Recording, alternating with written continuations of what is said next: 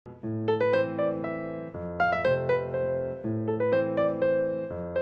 aînés demeurant à domicile ont des besoins particuliers, compte tenu de leur santé, compte tenu de leur fragilité, compte tenu de plein de choses. Donc est venu le besoin pour nous d'étudier quels étaient les besoins perçus par les personnes âgées qui demeurent à domicile. Et dans les moyens, nous avons convenu de mettre en place un projet qui voyait dans un premier temps à sensibiliser les commerces, les entreprises, les gens qui donnent des services pour répondre aux besoins quotidiens des gens, à la problématique des aînés. Donc, on a mis en place la notion de commerce habit des aînés qui visait, disons, en tenant compte des critères établis par l'Organisation mondiale de la santé, l'accessibilité, la sécurité, l'accès, plein de choses. Et on a demandé à voir avec les commerçants s'ils pouvaient, disons, adapter leurs services pour répondre aux besoins. D'où vient le projet Commerce à vie des aînés. À Verdun, le poids démographique des aînés a fortement augmenté depuis 10 ans. En 2011, il représentait plus d'un quart de la population verdunoise et ces chiffres sont en constante progression. Il faut savoir que plus de 40% des personnes de plus de 65 ans vivent seules et la plupart expriment le désir de rester à domicile le plus longtemps possible. Mais pour cela, ils doivent avoir accès aux soins et aux services dont ils ont besoin au quotidien. Le C3S Sud-Ouest Verdun essaye de soutenir cette démarche de maintien à domicile des personnes âgées et a confirmé son intention de devenir un ami des aînés. Depuis déjà 1 an et demi, on travaille à l'implantation de l'approche aînée sur une unité de soins en gériatrie. Et là, on s'est dit, ça dépasse cette unité de gériatrie. Comme la moyenne d'âge, comme je le disais tantôt, est autour de 70 ans à l'hôpital. Donc, ça veut dire que les autres unités de soins sont aussi impactées par l'arrivée massive d'aînés à l'intérieur de notre établissement. Ça veut dire que cette formation, on est en train de la faire partout à l'intérieur de l'hôpital pour s'assurer que nos préposés aux bénéficiaires, nos infirmières, nos ergothérapeutes, nos physios, nos TS, nos orthophonistes, tout notre personnel comprennent l'importance et les besoins spécifiques des aînés pour avoir une approche spécifique. Donc, on a commencé par ce bout-là. Est-ce qu'il va y avoir d'autres bouts? Oui. Mais le plan d'action est actuellement en train de s'écrire. 2 grands volets. Un plan d'action sur qu'est-ce qu'on peut faire à l'interne de notre boîte, comme C3S, mais aussi qu'est-ce qu'on peut faire avec la communauté. Comment on peut s'organiser avec la communauté parce que pour qu'on soit en complémentarité. Vous savez, un des défis qu'on a de façon importante dans notre établissement, on est responsable de l'état de santé de la population du territoire. 140 000 de personnes qui vivent sur notre territoire.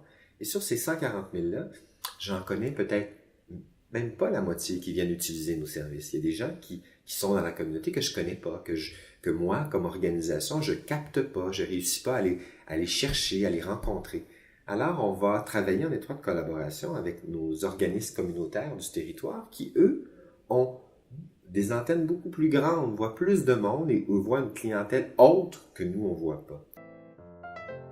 L'an dernier, la majorité des personnes qui ont été hospitalisées avaient plus de 60 ans. Les besoins sont donc grands et pressants. À Verdun, il existe plusieurs concentrations d'aînés. Une d'entre elles se situe sur l'île des Sœurs, dans les résidences privées des Verrières, composées de 6 majestueuses tours. Lorsqu'on lui a parlé du projet, Yann Towarnicki, le directeur de la résidence, n'a pas hésité à s'investir, car c'est une problématique qu'il connaît bien avec sa clientèle. Pour lui, il est essentiel d'adapter les services de proximité aux aînés. Je fais partie du Forum économique de Verdun et je suis promoteur de ce projet-là parce que les personnes âgées, le maintien à domicile des personnes âgées dans le domaine de la copropriété est certainement un défi important au cours des prochaines années et de façon générale à Montréal et au Québec. Donc, si on veut faire en sorte que les gens se sentent bien et puissent vivre longtemps chez eux, à ce moment-là, il faut adapter les besoins pour eux. Donc, faire en sorte que les commerces qui le souhaitent soient identifiés. Donc, les personnes âgées savent que celui-là, c'est un commerce qui est ami des aînés. Et pour obtenir l'accréditation, il faut que l'entreprise fasse en sorte d'apporter des moyens facilitant l'accès à leur commerce. Le projet ne concerne pas seulement les professionnels de la santé. Il vise à sensibiliser et à faire participer l'ensemble des commerces, que ce soit une boulangerie, une épicerie, une fruiterie, une banque, des magasins de vêtements ou de chaussures, un restaurant ou une pharmacie. Les services qu'ils proposent sont importants. Le Forum économique s'est donc déplacé à la rencontre de tous les commerçants de Verdun. En 2013, il est heureux de compter à ses côtés plus de 350 commerces amis des aînés. J'ai adhéré au projet Les Amis des aînés parce que pour moi, c'est une clientèle qui est importante. C'est une clientèle qui n'est pas à négliger. C'est des gens qui vont avoir besoin de certains services particuliers, d'un environnement particulier. Et pour moi, c'est important d'offrir le service à toute la population. Donc, quand on prend ce projet-là, c'est-à-dire qu'on a décidé de s'impliquer, de prendre le temps, de faire les modifications et d'aller vers ces gens-là, mais de la bonne façon. Donc, c'est des gens qui ont besoin d'être dirigés, c'est des gens qui ont besoin, quand ils arrivent dans le milieu physique, d'avoir de l'espace pour circuler. C'est des gens qui vont demander plus d'aide, c'est des gens qui vont demander des explications. Donc, il faut être à l'écoute, il faut être capable de vulgariser ce qu'on a à leur dire, de prendre le temps pour eux. Nous, c'est la boutique L'Olivier, qui se trouve sur la rue Wellington à Verdun. On est commerce ami des aînés avec le Forum économique de Verdun. Et en fait, donc, notre spécialité, c'est de la nourriture maison, artisanale, surgelée, spécialité française et italienne. Et en fait, donc, notre cuisine, c'est fait avec très peu de sel, pas d'agent de conservation et à l'huile d'olive extra vierge.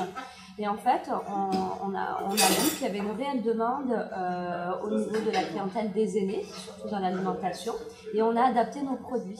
On a aménagé le restaurant avec des rampes à l'avant, des tables pour qu'ils viennent aussi les déguster sur place, et on fait de la livraison à domicile. On met en avant aussi le côté humain avec les aînés, donc on prend le temps lorsqu'on les livre et on leur explique aussi le fonctionnement pour le surgeler sur place. Et aussi, ils peuvent aussi nous appeler en tout temps. Certains l'ont donc bien compris, les aînés ont des besoins auxquels il faut répondre. Les organismes communautaires sont des atouts importants dans cette démarche, car ils sont des ressources qui permettent de faire le lien avec la communauté. Au Centre communautaire pour aînés de Verdun, Madame Bourbonnet constate tous les jours qu'il reste des efforts à faire. Les premiers obstacles sont au plan organisation matérielle. Souvent, les gens vont aller dans des commerces où ils sont bien reçus quand ils peuvent entrer. Parce que, quelquefois, moi, j'ai fait l'expérience d'un commerce que j'aimais beaucoup. Quand j'ai pas eu de canne, il n'y a pas de problème, mais avec une canne, je n'étais plus capable. Parce qu'il n'y a pas de rampe, il n'y a rien, je n'étais plus capable de monter la marche. Alors, j'ai arrêté d'y aller. Mais le service à l'intérieur est excellent. J'ai le goût de vous raconter quelque chose que le docteur Cadieux nous a déjà dit. C'est qu'à un endroit, on a demandé à un commerce de vêtements s'il voulait s'impliquer dans le forum, dans le commerce ami des aînés. Il aurait répondu, « Oh non, moi, j'ai rien que des jeunes choses. Je n'ai pas des vieilles choses dans mon commerce. » Mais c'est pas ça qu'on veut. On veut quand même que les commerces nous aident à rester élégants quand même. Même si on vieillit, on n'est pas... on veut être bien habillé, on veut être convenable. Donc, c'est pas des vieilles affaires qu'on veut. C'est des affaires nouvelles, des affaires belles. Et ça, c'est surtout dans les endroits où des commerces, ils ont tendance à penser que s'ils n'ont pas des choses à l'ancienne mode, non, on ne veut pas ressembler à nos grands-mères quand même. Là. Fait qu'on veut vraiment être à la mode. Donc, on ne veut pas avoir des vieilleries, on va avoir des choses nouvelles. C'est sûr que ça demande un investissement assez onéreux, là. Et je pense qu'ils ne sont pas tous capables de le faire, mais au moins qu'ils viennent nous aider pour qu'on soit, quand on est seul et qu'il faut qu'on entre en quelque part, et que la marche est très haute, qu'il y ait un moyen qu'on les informe, qu'ils viennent nous aider. S'ils nous aident, on va rentrer. Okay? Le pouvoir économique des aînés est grand, et d'ici 2026, on estime que plus de 30 000 personnes seront âgées de plus de 65 ans sur le territoire. S'adapter semble le mot d'ordre si l'on veut satisfaire cette clientèle.